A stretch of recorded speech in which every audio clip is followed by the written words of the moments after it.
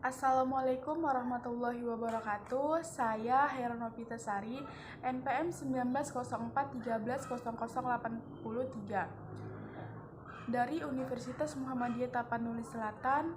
Di sini saya akan mempresentasikan tentang tanaman salak pondok untuk memenuhi tugas TBT dan pasca panen salak dan kopi oleh Ibu Samsinar Harahap.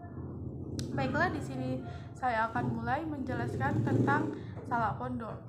Salak pondok atau Salaka edulis Rain merupakan tanaman buah asli dari Indonesia. Buah ini tumbuh subur di daerah tropis yang banyak tersebar di seluruh kepulauan Nusantara. Tanaman salak ini tersebar banyak dan tumbuh liar di hutan-hutan Pulau Jawa, berumpun dan berimbun di bawah hutan hujan tropis. Selain di Indonesia, salak pondok juga dapat ditemui di Malaysia hingga ke Thailand. Tanaman ini termasuk dalam keluarga Palmae yang banyak tumbuh liar di Pulau Jawa.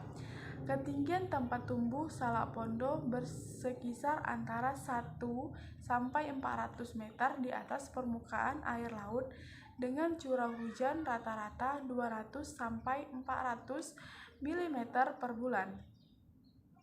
Suhu udara harian daerah antara 20 derajat Celcius sampai 30 derajat Celcius dan terkena sinar matahari selama matahari antara 50% sampai 70% menjadi tempat yang baik untuk pertumbuhan tanaman salak pondok tersebut.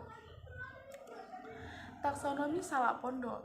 Taksonomi salak pondok yang pertama yaitu Kingdom Plantae, Divisio Spermatophytia, Subdivisio Liliopsida, Ordo Arecales, Famili Arecaceae, genus Salaka, spesies Salaka edulis Rain.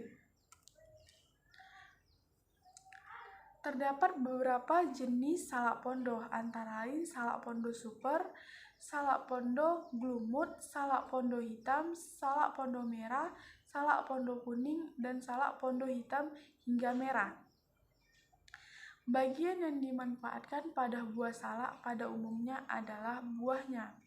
Akan tetapi, tidak jarang biji dan daging salak dapat dikonsumsi setelah melalui proses pengolahan. Biji buah salak memiliki tekstur yang berwarna coklat dan keras. Khasiat yang dimiliki buah salak untuk melancarkan pencernaan. Ciri khas dari tanaman ini memiliki tulang daun yang berduri tajam dan kulit buah bersisik yang membungkus daging buah. Daging buah salak kebanyakan berwarna putih kusam atau kekuningan. Kalau salak pondok yang sering atau kebanyakan yaitu berwarna putih agak kekuningan. Tinggi tanaman salak mencapai 1,5 meter sampai 5 meter. Batang pokoknya berbentuk stolon yang tertanam di tanah yang berbentuk silindris dengan diameter 10 sampai 15 cm. Akar tanaman salak berjenis akar serabut yang berbentuk silinder berdiameter 6 sampai 8 mm. Pembibitan salak dapat berasal dari biji atau generatif atau dari anakan atau vegetatif. Pembibitan secara generatif adalah pembibitan dengan menggunakan biji yang baik diperoleh dari pohon induk yang mempunyai sifat-sifat baik, yaitu cepat berbuah sepanjang tahun, hasil buah banyak dan seragam, pertumbuhan tanaman baik, tahan terhadap serangan hama dan penyakit, serta pengaruh lingkungan yang kurang mendukungkan.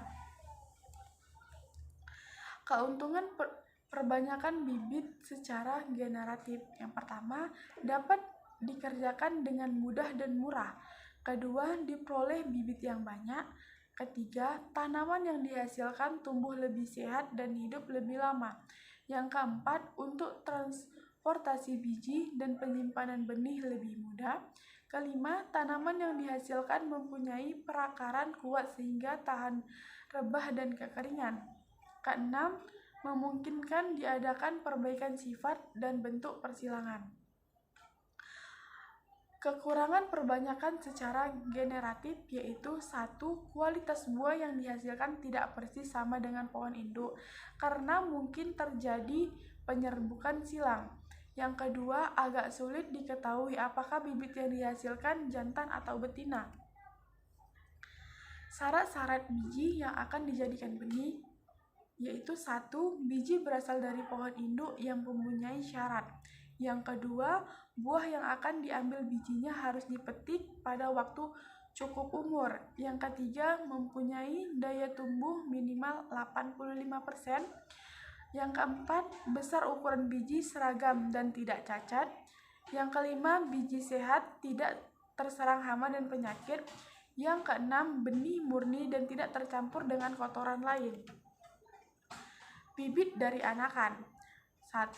Pilih anakan yang baik dan berasal dari induk yang baik. Yang kedua, siapkan potongan bambu kemudian diisi dengan media tanah. Ketiga, teknik penyemaian bibit. Pengendalian hama penyakit tanaman atau HPT. Hama penyakit tanaman, hama. 1. Kutu wol atau putih atau disebut Ceratopsis sp. Hama ini bersembunyi di sela-sela buah. Kedua, kumbang penggerek tunas atau Omotemnus sp. Ketiga, kumbang penggerek batang menyerang ujung daun yang masih mudah atau paling mudah, kemudian akan masuk ke dalam batang. Pengendalian hama tersebut yaitu dimatikan atau dengan cara meneteskan larutan insektisida atau diazenon dengan dosis 2 cc per liter pada ujung daun yang terserang atau dengan cara menyemprot. Dalam hal ini diusahakan insektisida dapat masuk ke dalam bekas lubang yang digerek. Memasukkan kawat yang ujungnya lancip ke dalam lubang yang dibuat kumbang hingga mengenai hama. Keempat, babi hutan, tupai, tikus, dan luwak. Pengendalian hama tersebut yaitu untuk memberantas babi hutan dilaksanakan dengan penembakan khusus atau memagari kebun salak dengan salak jantan yang rapat. Akan lebih baik kalau memagari kebun salak dengan kawat berduri. Untuk memberantas tikus yaitu digunakan zinc fosfat, kleret, dan lain-lainnya. Yang ketiga, untuk memberantas luwak dan tupai dapat digunakan umpan buah pisang yang dimasukkan Prudent 3G. Penyakit buah salak yaitu penyakit yang sering menyerang salak adalah sebangsa cendawan putih atau jamur putih. Gejalanya itu busuknya buah yang terserang penyakit ini kualitas jadi menurun karena warna kulit salak jadi tidak menarik. Pengendaliannya yaitu mengurangi kelembapan tanah, yaitu mengurangi pohon-pohon pelindung, yaitu menebang-nebangi pohon-pohon yang ada di pohon salak terdekat supaya kelembapan tanah berkurang agar penyakit atau cendawan putih tidak banyak tumbuh di pohon salak. Kedua, noda hitam penyebab cendawan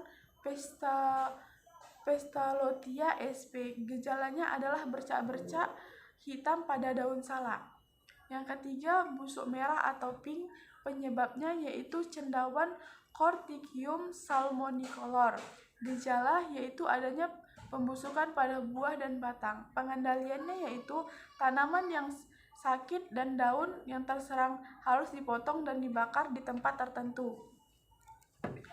Sekianlah hasil presentasi saya tentang salak pondok. Saya ucapkan terima kasih. Saya Heran Lovitasari. Assalamualaikum warahmatullahi wabarakatuh.